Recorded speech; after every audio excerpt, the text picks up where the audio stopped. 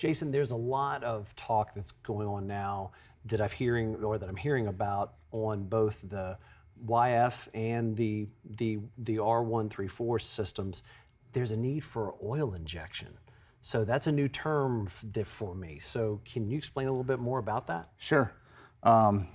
You know, like back in the day when I was still in the shop, we had an older 134 machine that had a little knob down here that you could turn when it was time to add oil. Right. Now that drew oil from an open container, basically, which is bad because this oil is hygroscopic. It absorbs moisture when it's exposed to air. So that's kind of going away. And especially with all of the oils that are available now, it doesn't make a lot of sense to have a system like that anymore. So what we've come up with, or what they've come up with, is injection systems. Like this one uses a caulk gun. There's other types that kind of have a screw on them with markings on the side. You can see how much you put in. This one uses tubes like that have a scale on the side, so you can, you know, make sure that you're putting in the right amount. And then basically you just have an adapter like this that goes onto the tube and then goes on to the low pressure service fitting. Yeah, I'm seeing the markings all along here, and it shows, I mean, it's pretty detailed. Yeah. Okay. Yep. So every time you recover an AC system, you're gonna draw a little bit of oil out with it, right? So you have to replace that oil to make sure that the lubrication in the system is correct for the system.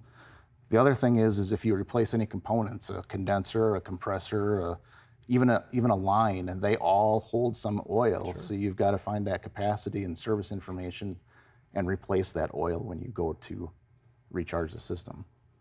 Okay.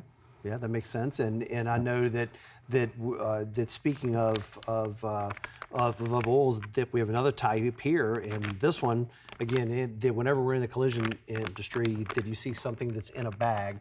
First thing I think of is there's an expiration date, and sure enough, that this expires in 9 months. So can you tell me a little bit more about this? Sure. Some of the oils are going to have be packaged like that and have an expiration date on them. That particular one is POE oil for hybrids and electric vehicles that use an electric compressor.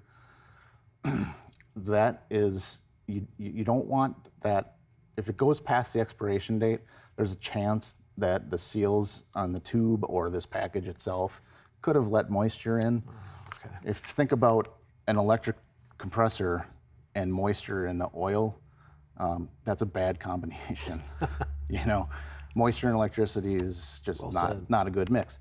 So yeah, you got to make sure to abide by the expiration dates, and also, you know, if you have a container like that, make sure that thing is capped tight.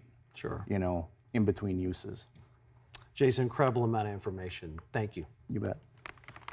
If you found today's tip helpful, please hit the thumbs up, subscribe to the channel, and share the video. Comment below for any future suggestions. These videos are made possible by SCRS.